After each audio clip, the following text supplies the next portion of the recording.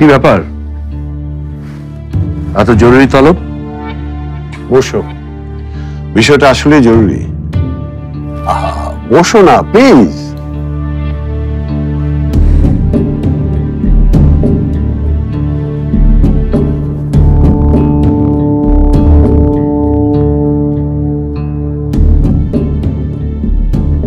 আসলে এমনিতেই অনেক দেরি হয়ে গেছে। বিষয়টা কি বলতো? আজকাল তোমার মতিগতি ঠিক বুঝতে পারছি না।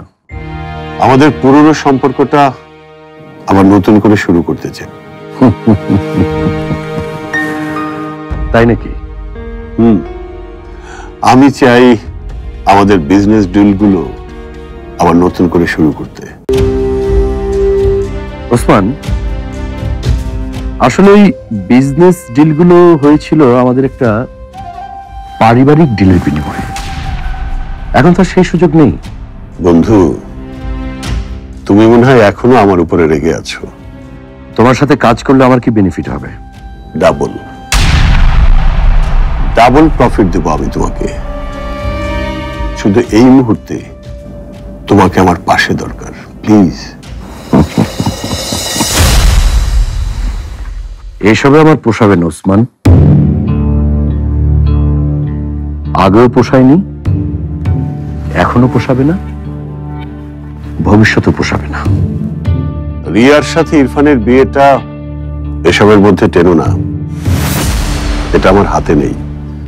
আসলে পরিস্থিতি এমন হয়ে গেছে যে আমি তোমার কোম্পানির 50% শেয়ার চাই।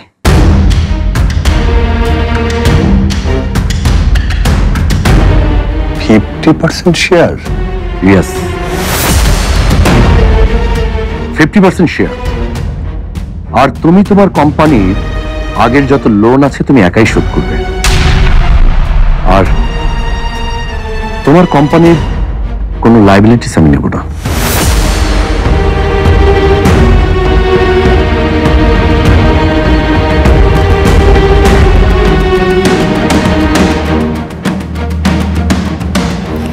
বন্ধু, ডিলটা ঠিক এক পেশে হয়ে যাচ্ছে না? ডিলটা তো তুমিই করতে চাচ্ছ, আমি না। বিজনেসের নিয়মিত এই ওসমান, হাতি যখন ফাঁদে পড়বে প্রথমে তার সবচেয়ে দামি দাঁত দুটো উপড়ে ফেলতে হবে।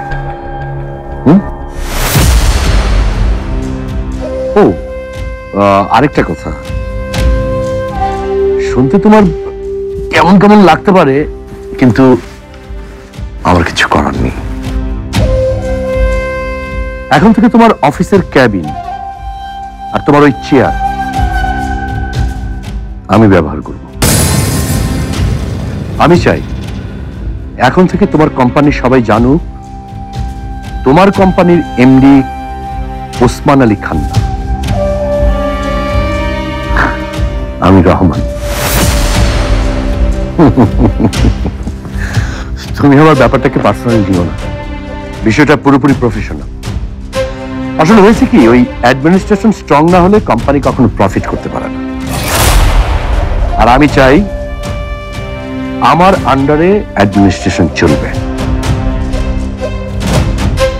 আমার অ্যাডমিনিস্ট্রেশন স্ট্রং না, তুমি কি এটা বলতে চাচ্ছ? ব্যাপারটা তুমি বললে। আর যেহেতু আমি 50% শেয়ার নেব, সে জায়গা থেকে আমার চিন্তাটা একটু বেশি ওসমান।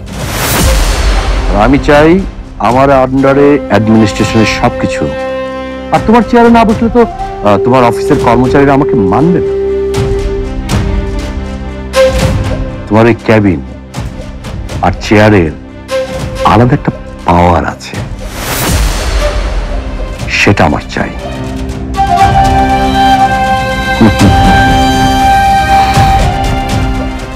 ইটস টোটালি প্রফেশনাল বন্ধু।